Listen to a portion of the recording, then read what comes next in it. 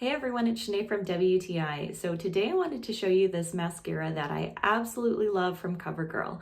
Now this is the Lash Blast Fusion Mascara, and normally I don't wear a lot of makeup every day, but if I do wear something, it's going to be this mascara because I find that it does help in making me look a little more awake. Now the shade I'm using it in is black, and I'll put just a little bit on my hand so you can get a look at the color there.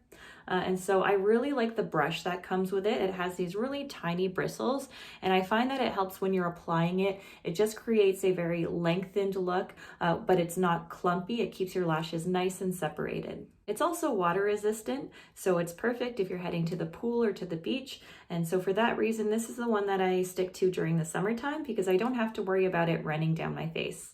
So overall, I am a big fan of this mascara. It's one that I'll continue to use because I love the results that I get with it, and that's my point of view.